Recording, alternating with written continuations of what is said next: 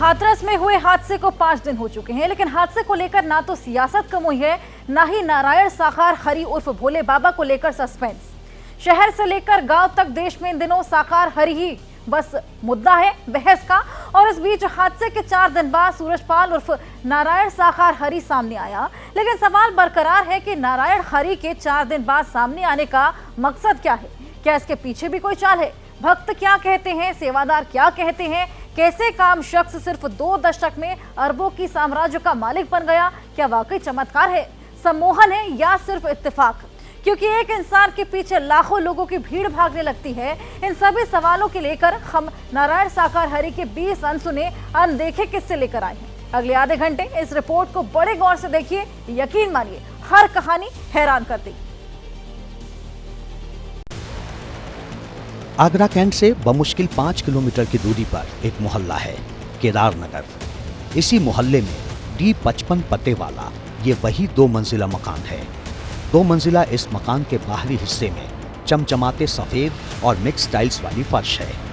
5 सीढ़ियां चढ़कर सामने लोहे का बड़ा गेट पर 2 ताले लटके हुए हैं। बाबा का वही आश्रम है जहां 2 कमरे में बाबा ने अपना कारबार शुरू किया था। जब स्थानीय लोगों से पता किया तो ये कभी कभार ही खुलता है यहाँ पर, और बाकी ये इस तरह के ताले लटके दिखाई देते हैं यहाँ पे। ABP न्यूज़ केदार नगर के सूरजपाल की कुटिया के बाहर थी। तभी 2 महिलाएं आती हैं। घर की सीढ़ियों से कुछ दूर चप्पलें उतारती हैं। आगे बढ़कर सीढ़ियों पर माथा टेकती हैं, हाथ जोड़कर प्रणाम करती हैं और चली जाती हैं।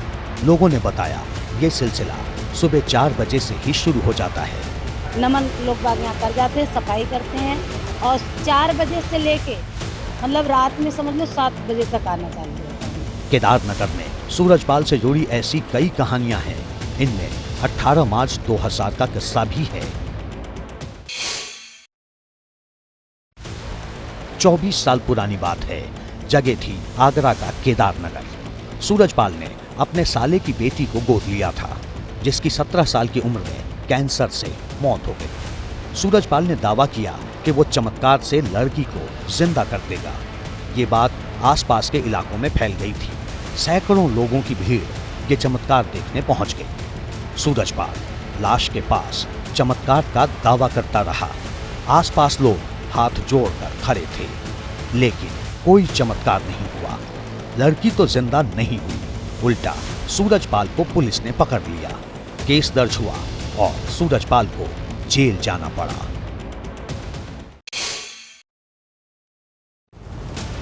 भोले बाबा उर्फ सूरजपाल ने अपना पहला आश्रम अपने गांव बहादुर नगर पटियाली में बनाया था।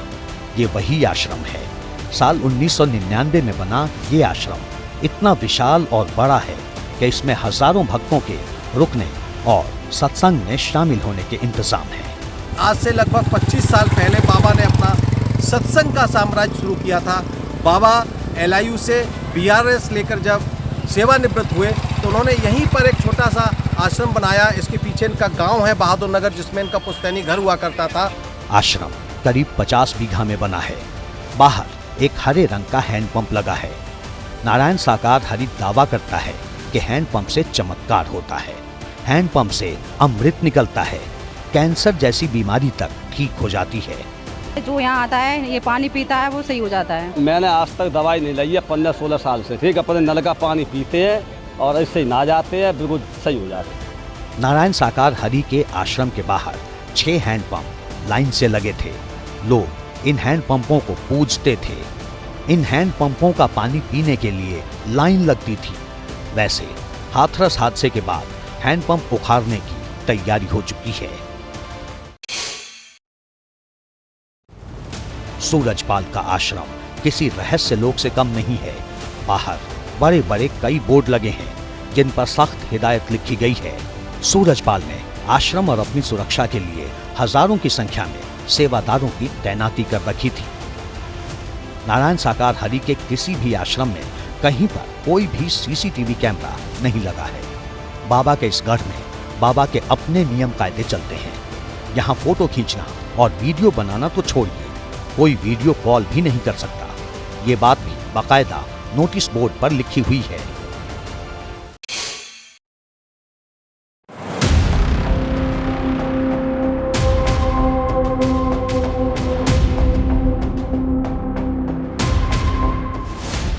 नारायण साकार ने कासगंज से आगरा तक पूरा मायावी लोक बसाया हुआ था। खुद को भगवान के बराबर होने का दावा करता था। सूट और टाई पहनकर सत्संग करता था। अक्सर अपने सत्संग में चश्मे लगाकर रखता था। इसके पीछे भी दिलचस्प किस्सा है। मसलन नीले रंग के चश्मे से बीमार लोगों को दिव्य दृष्टि डालकर ठीक करने का दावा करता था। हरे रंग के चश्मे से भूत प्रेत उतारने का दावा करता था। ब्राउन और काले चश्मे से जिंदगी की टेंशन दूर करने का दावा करता था। नारायण सरकार के भक्तों का मानना था कि बाबा अपनी आंखों से जब ये चश्मा उतारते थे तो उनकी दिव्य दृष्टि से लोग ठीक हो जाते थे। इसके लिए सेवादार बाकायदा पहले से ही मरीज चिन्हित करके आगे बिठा देते थे।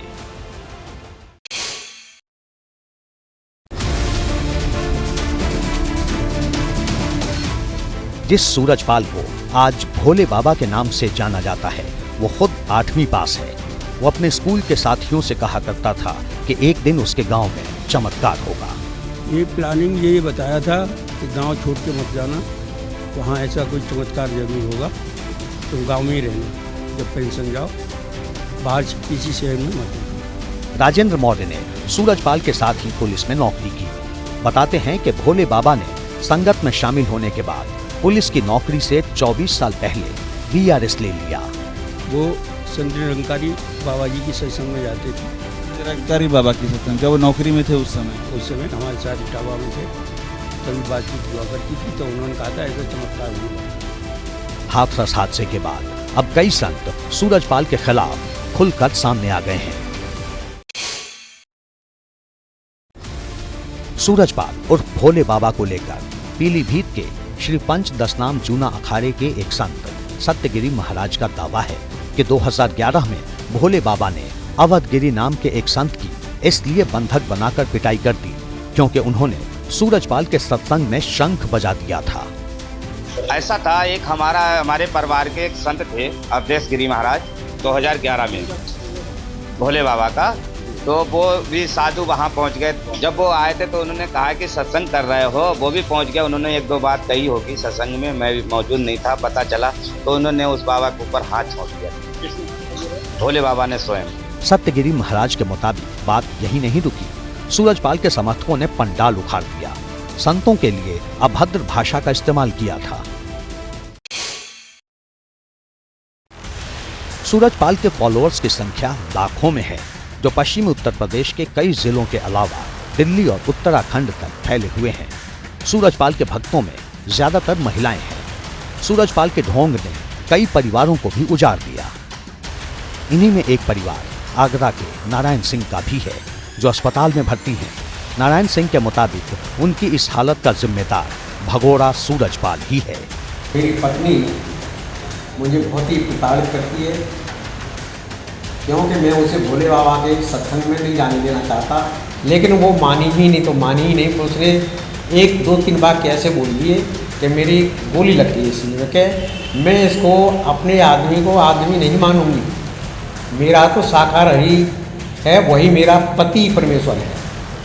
शिक्षक की नौकरी से रिटायर नारायण सिंह के मुताबिक उन्होंने अपनी पत्नी को समझाने की काफी कोशिश की, लेकिन ढोंगी सूरजपाल की संगत का खुमार इस कदर सिर चढ़ चुका था कि वो मानने को तैयार नहीं।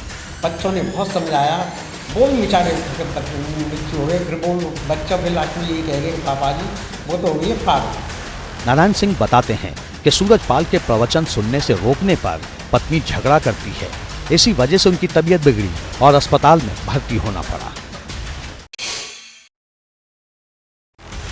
ये तस्वीरें संभल की हैं और ये गमगीन माहौल पिंकी शर्मा के घर का, जो 2 जुलाई को हाथरस सत्संग सुनने गई थी, लेकिन भगदड़ के दौरान मौत हो गई। 2 बच्चों के सिर से मां का साया उठ चुका है, लेकिन पिंकी के परिवार के सिर से बाबा की भक्ति का भूत अभी तक नहीं उतरा। हम किसी को नहीं मानते, मौत के जिम्मेदार उनका तो काल ले गया, उनकी तो सांस पूरी है उनकी। तो अब बाबा में आस्था आप लोगों की बरकरार है? बरकरार है हमारी, हम नहीं छोड़ेंगे। हाथ में सूरजपाल की तस्वीर और गले में सूरजपाल की तस्वीर वाला लॉकेट। 9 साल के इस मासूम के सिर से मां का साया उठ चुका है, लेकिन अब भी सूरजपाल की तस्वीर को गले से लगाए हुए है। मम्मी के साथ मैं था, पर मम्मी एकदम से गिर गई, फिर मेरे पैर पिच गए, मम्मी तो पिच गई आधी, फिर मैंने अपने आप निकला खुद आधा। पूरा परिवार सूरजपाल की अंधभक्ति में इस कदर डूब चुका है कि उसके खिलाफ एक शब्द सुनना नहीं चाहता, यहाँ तक कि बच्चों के बोलने पर डांटने लगते हैं। हर बीमारी को दूर करना, चमत्कार से मुर्दों में जान फूंक देना, सूरजपाल ऐसे अनगिनत दावे करता था। इन्हीं दावों पर भरोसा कर भोली भाली जनता सूरजपाल में साक्षात भगवान का रूप देखने लगती थी। हम उनको दिल से मानते थे, हमने उनका कोई गलत काम नहीं देखा है, वो समझाते हैं। यहाँ माता टेकने आए, नमन करने आते हैं, हमको तो पूरा विश्वास है, प्रभु हमारे साथ रहते हैं हमेशा और वो हमारी रक्षा करते हैं। सत्संग में अच्छी बातें बताई जाती थी, महिलाओं को, बच्चों को अच्छे उपदेश दिए जाते। फुटियों पर जाते हम, जाने की कोई वो परेशानी नहीं है, दूर ना जाते ऐसे वो तो चले जाते हैं। ये बताते हम नारायण साकार रही हैं, अब ना वो करते बस। घर जब आते हैं तो कहते हैं परिवार वाले कि बाबा श्री के मुखार बिंदु से आज हमने बहुत अच्छे प्रवचन सुने हैं, बहुत अच्छी सीख मिली है। तो बाबा के सत्संग में इस तरीके से प्रवचन दिए जाते हैं। ऐसा कहा जा रहा है कि नारायण साकार अपने भक्तों की बीमारी दूर करने के लिए उन्हें काली चाय पिलाता था। दावा करता था कि ये चाय पीने से सारे कष्टों से मुक्ति मिल जाती है। काली चाय को लेकर भक्तों में इतना विश्वास था कि इस चाय को पीने के लिए भक्त सालों साल इंतजार करते थे। लेकिन सूरजपाल ने ये कभी नहीं बताया कि जो काली चाय वो भक्तों को पिलाता है वो किस चीज से बनी होती थी। बाबा नारायण साकार हरि को लेकर जितने मुंह उतनी कहानियां लोगों की जुबान पर है। कोई कहता है कि बाबा अपनी चमत्कारी आवाज से लाइलाज बीमारियां चुटकी बजाते ठीक कर देते हैं। कोई कहता है कि बाबा के चरणों की धूल ही तमाम कष्टों से निजात दिला देती है। लेकिन बाबा के सेवादार इससे भी 2 कदम आगे हैं। हम अगर सत्य कहें तो इसमें परमात्मा जो है नारायण साकार ही है, ब्रह्म है। हमारे अनुसार हम अपनी जो हमने देखा है, हमने जाना है, आज तक हमने जो परखा है उसके बारे में सत्य कह रहे हैं कि ये ब्रह्म है, नारायण साकार हरि है। सेवादारों के मुताबिक सूरजपाल बहुत चमत्कारी हैं। उनमें 52 कलाएं हैं। इतना ही नहीं, एक सेवादार ने दावा किया कि उन्हें खुद एक बीमारी थी, लेकिन जब वे बाबा के संपर्क में आए तो पूरी तरह ठीक हो गए। नारायण साकार उर्फ सूरजपाल की ख्याति उत्तर प्रदेश ही नहीं, हरियाणा, राजस्थान और मध्य प्रदेश समेत कई राज्यों तक फैली है। सत्संग में नारायण साकार के अलावा किसी और देवी देवता की तस्वीर या मूर्ति नहीं होती थी। सत्संग में सबसे ज्यादा संख्या महिलाओं की रहती थी। महिलाओं को सबसे आगे बिठाने की व्यवस्था की जाती थी। सत्संग में किसी स्पेशल दिन में 150 से 200 महिलाएं पीली लाल साड़ी पहनकर पहुंचती थीं, जिन्हें साकार हरि के आसन के बेहद करीब बिठाया जाता था।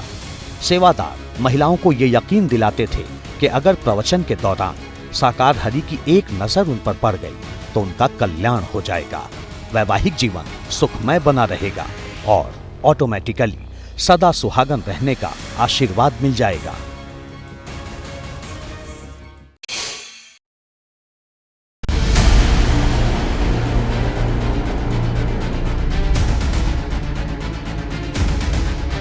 नारायण साकार के ढोंग के साम्राज्य का सिस्टम भी अपना ही था।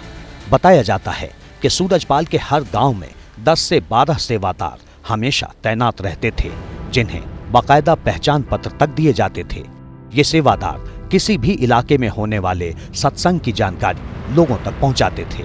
इसके अलावा लोगों को सत्संग वाली जगह तक लाने ले जाने के पूरे इंतजाम का जिम्मा भी इन्हीं सेवादारों का होता था। चरण रज के लिए मारामारी सूरजपाल के हर समागम का क्लाइमैक्स होता था। हर समागम में चरण रज के लिए भोले भाले भक्तों की भीड़ उमड़ती रही थी। कई बार तो सूरजपाल का काफिला जिस रास्ते से गुजरता वहां से रज को माथे से लगाने के लिए भक्त दौड़ पड़ते, और तो और कई बार तो लेट ही जाते ताकि रज पूरे शरीर में लग जाए। महिलाएं आंचल या कपड़े में चरण रज भरकर ले जाती।